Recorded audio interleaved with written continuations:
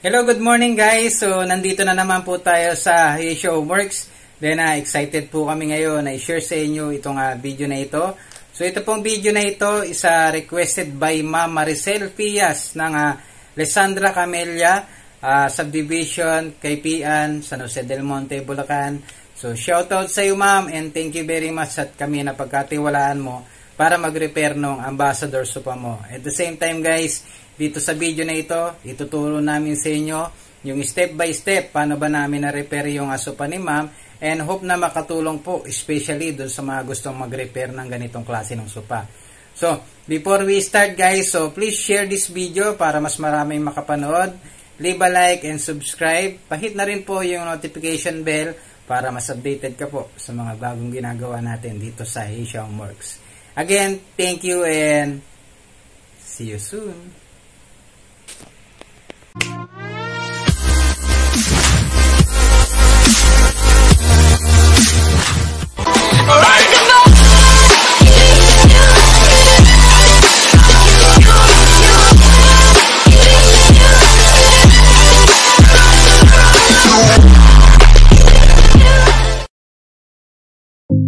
Even when you feel low, you can still go. Even when you feel slow, you can still go. Even when there's no hope, you can still go. I never answer to no, man, I still go. Go, go, go, go, go, go, go, go, go, go, go, go, yo. So ito yung babaklasin natin ngayon guys. Yung sopa ni ma'am. So ito guys, yung i-repair natin ngayon. So yan. Then, mapapansin nyo talagang lulubog na. Nawala na talaga yung foam. So, sa fabric checking, guys, velvet yung ginamit na kulay brown. Okay. Then, pagdating dito sa foam, so, bago dumating dun sa sako, guys, naglagay sila ng 2 uno. Pero dahil S1, at urethane lang yung ginamit, so yung 2 uno naging mas manipis pa sa media guys. Nadurog na talaga siya. Ayan o, di na siya nagbabounce, so ganyan na lang siya, kaya ganito na siya kanipis. Then pagdating sa arms, yan, wood na, wala na yung foam nya, lubog na rin. And then ganito rin sa kabila, o kahoy na rin. And pagdating sa sandalan guys, so manipis na rin, talagang wala na. Then dito lumabas na yung may nakakahoy nya.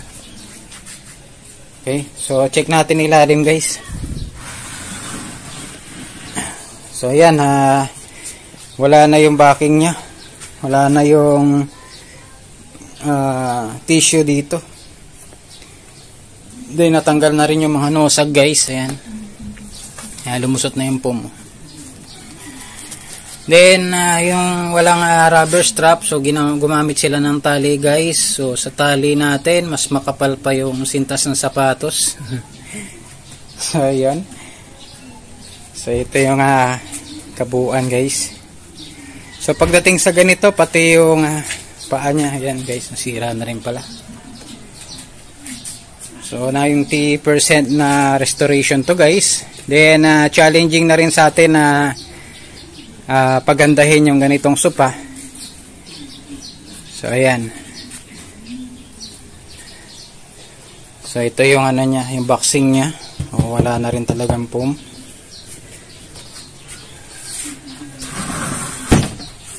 So ayan guys, gawin natin to, i-repair natin to, and hopefully na magandahan si ma'am doon sa gagawin natin dito sa sopa nya. So okay guys, so tara, let's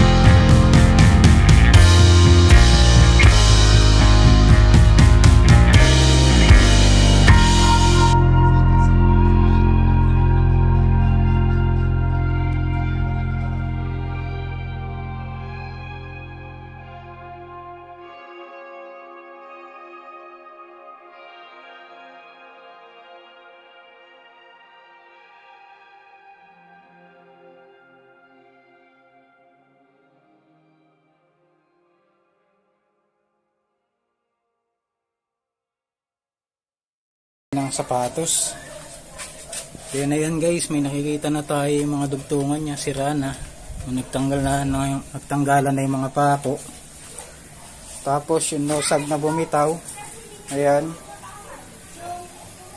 Then yung kamay niya guys, ayan na, nasira na rin, natanggal na rin dito. So marami po siyang lumuwag na na mga braces. Then meron din tayo nakita nga bali na kamay. So dito may bali na.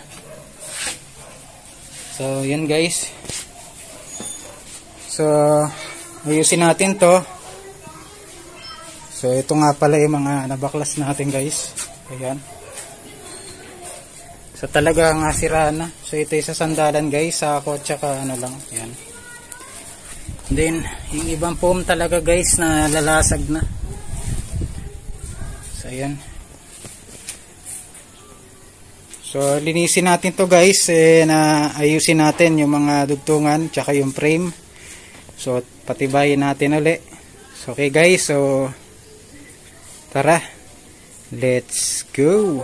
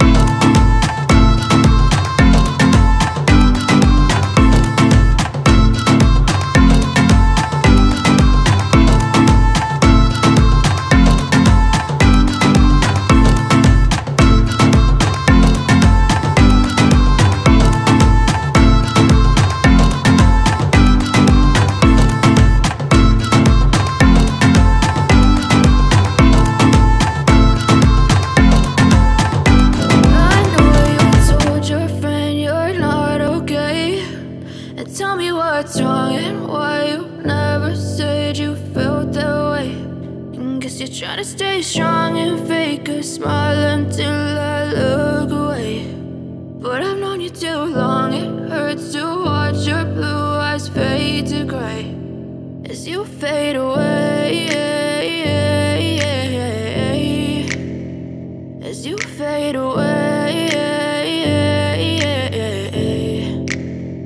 Yeah, I'm about to fade away, cause every time I wake up I feel like it's Monday. Something's going wrong with all the chemicals up in my brain. All of a sudden I don't look at anything the same way. Gotta build up of my thoughts sitting in an ashtray. I'm sorry that I'm so inconvenient, okay. Just let me be me and I'll stay out of your way. I can see the way you look at me, I'm such a disgrace. I never really asked to be brought into this place. You wanna love me? Well then baby I have a taste. All the highs and the lows, no you'll never be the same. I don't really wanna hurt you but I can't control the pain. If you're sticking by my side maybe we could be okay. Okay, maybe you could be the change I need today. I promise that I've never felt this way. I really hope that you will choose to stay through all the pain. I know you told your friend you're not okay, and tell me what's wrong and why you never said you felt that way.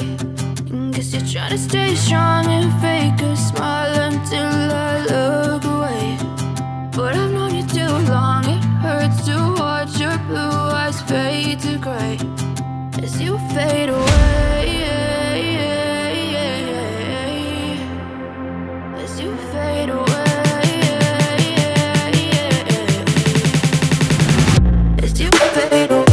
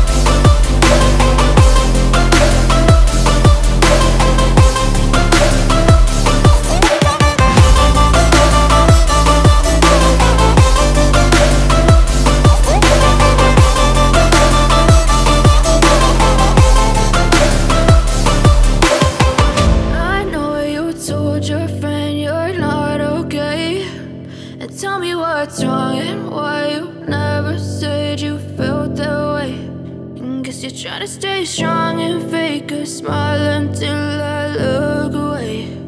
But I've known you too long, it hurts to watch your blue eyes fade to gray.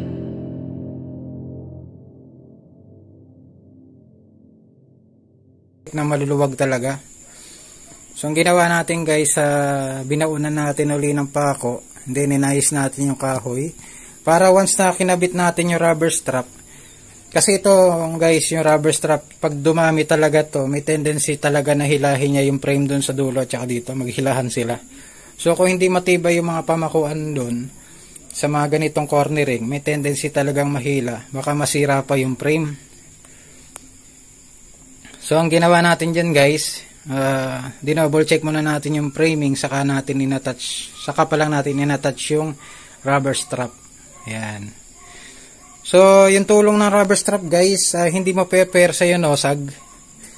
So, kasi once na yung rubber strap kasi nagbabounce to eh. So nagra-rubberized siya. So may tendency talaga na hindi matisira basta-basta yung nosag. Kasi kaya nung unang nakita nyo sa unang video, bumitaw yung nosag kasi dahil walang suporta nung rubber strap. So ito, bukod sa inayos na natin yung mga pako niya, and then naglagay pa tayo rubber strap. Then sa sandalan, same din. So chinek muna natin pamakuan. So sa unang picture na nakita nyo kanina, yung mga dugtungan dito guys, umangat, nakaangat siya. So bago mo ilagay yung rubber strap, make sure lang yung mga braces talaga naka intact o naka ayos mabuti. So para once na kinabit mo yung rubber strap at nasandalan yung sandalan mo, so hindi masisira yung yung frame. Kasi yung rubber strap talaga mahirap talagang pigtasin to once na nakakabit na. Then pag hinila mo talaga to isa-isa, may puwersa talaga siya. So may tendency talaga na pag mahina yung frame at mahina yung pagkakabit ng frame, so may tendency masira at masayang lang yung pagkakabit nyo ng rubber strap. So yun guys, so naayos na natin guys, and then ayun, medyo ginabi na tayo. And then yan, may mga bagong dumating guys. So kailangan nating ilipat to sa kabilang bodega para so nandun pa yung iba nating mga gagawin. So yun guys, tapusin natin to. So and then bukas i-check naman natin yung fabric. So i-attach na rin natin yung foam na Uratex para mas matibay. So siya nga pala guys, bago nga pala kami maglagay ng maglalagay ng foam, so maglalagay tayo dito ng tela. So yan, tetelahan natin to guys para suporta naman dun sa nosag. So yan, pati sandalan lalagyan natin muna yan ng tela, yung makapal na tela para siguradong matibay siya at maganda yung finished product ng inner nung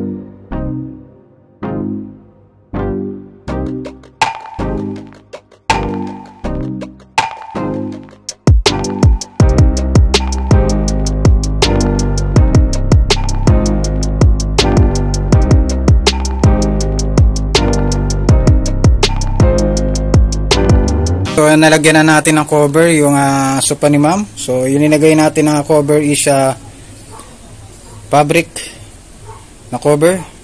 So ayan, makapal po na klase. So ayan guys, so mas mapapatibay na rin niya yung pagkapit ng rubber strap. And then mawawala guys yung mga ito guys, so yung mga bukol-bukol ng bukol-bukol nung mismong kahoy, then yung mga dugtungan. So ayun guys, so after nyan guys, lagay na natin yung foam, yung Uratex foam. Yung target natin is 4 inch yung kapal ng upuan, and then tig to 2 inch yung arms at saka yung sandalan. So ngayon guys, after naman nun, ididikit uli natin ng rugby, then ayan, papatungan pa natin ng 1 inch na foam, so para mawala yung mga dugtungan ng foam naman. And then ilalagay natin yung primary cover na napili ni ma'am, which is yung velvet gray na cover. So okay guys, so tara, let's go. So ayan guys, nailapat na natin yung foam, yung foam na Uratex. So nakuha na natin yung taas dito guys na 4 inch, tapos 2 inch yung kamay at saka yung sandalan. So ayan guys, diba? So ang sarap na niyang upuan guys. Talagang pagka Uratex may pagka-rubberize yung foam, yung foam eh. And then ito guys yung cover ni ma'am. So ayan, velvet with ganito yung design niya guys. So may design siya na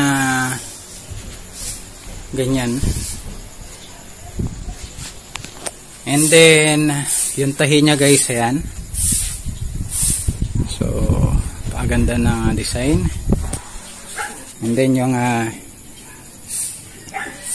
so ilalim din guys, yan, maayos yung pagkakataker, pagkakapako. So ayan.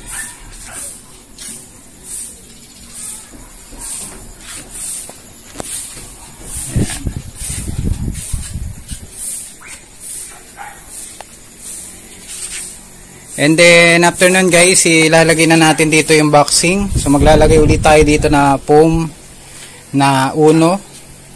Kasi nga pala guys, dito nung linagyan natin to ng foam, so 4 na uno yan guys.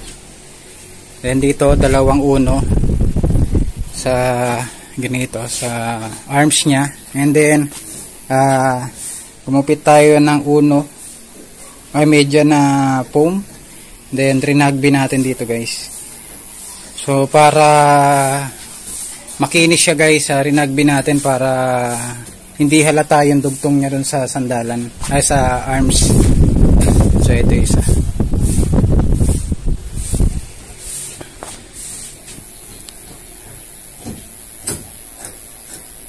So ayan guys, so tatapusin natin to ngayon. Tatahin lang natin yung kamay niya. Tsaka maglalagay tayo ng boxing. Then and last yung maglalagay tayo ng Gina o Katrina cover sa ilalim. Then yung paa. And then yun, papakita natin sa inyo yung finished product. No, hope na magustuhan to ni ma'am. So okay guys, so tara, let's go. So yan guys, kinakat na natin yung para sa arms. So yan, gumupit muna tayo ng hugis ng arms nya, and then tatahin natin para makuha yung hubog talaga ng kamay. So yan. And then konting review lang uli guys. So ito yung napili na fabric ni ma'am. Ayan, so sa liwanag guys, nag-reflect siya na ganyan. Diba? Ang ganda niya. Actually guys, yung ganitong design talaga, talagang maganda siya. Meron din naman nung bulaklakin na velvet na may design na bulaklak. Pero this time napili na ma'am, ganito yung design ng ano niya. Yung velvet niya. Actually bago lang po itong ganitong design. Kailan lang din kami nagkaroon ng swatches niyan. Then ito yung dating velvet ni ma'am. Yan. Kulay brown, then pinilitan ng kulay gray. Ayan. Sa likod naman guys, so ito yung likod ng velvet. Ayan. Kung i-compare ko lang guys, hindi siya talaga totally na gray eh. May pagka blue gray yung dating niya. So para siyang kamukha nung kamukha siya ng kulay ng uniform ng pulis. Oo, ganun, parang ganun siya. Ayan, settingan nyo guys. Ayan. Diba? Parang minimap ng Google. Ganda na ang design. Okay guys, so tapusin natin to, then tahin na natin yung arms niya, and then mailapat na natin, and then para ma-deliver na rin kay ma'am. So okay guys, so that's all. Tara, let's go. So yan guys, tinatahin na natin yung sa kamay niya. Yan.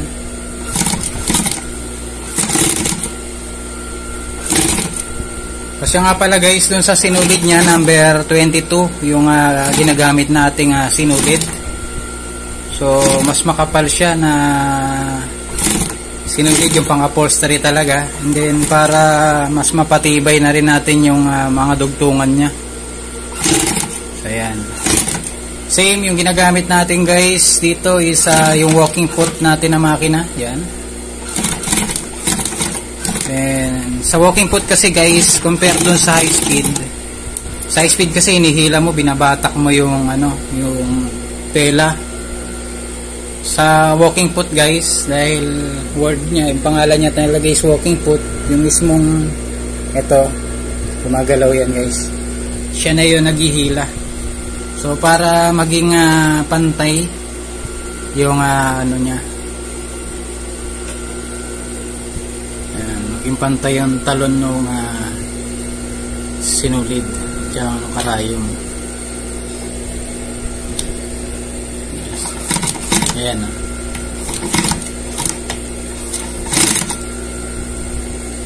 the same time guys, yung walking foot, yan na rin yung pinantatahi namin ng balat. Minsan dito sa shop may nagpapagawa ng bags, yung mga Bulgarian cover. Yan, yung mga makakapal na leather, yun ang tinatahi natin.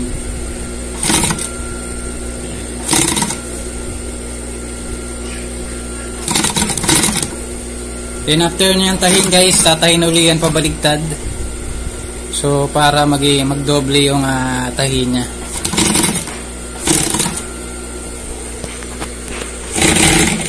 So ayan guys, So ayan guys, after natin tahin, binaligtad, tatahin uli. So double stitches yung gagawin natin dun sa sidings ng kamay. So ayan. So ayan guys. So para talagang matibay siya, and then tatagal talaga. So okay guys, so ilapat na natin dun sa may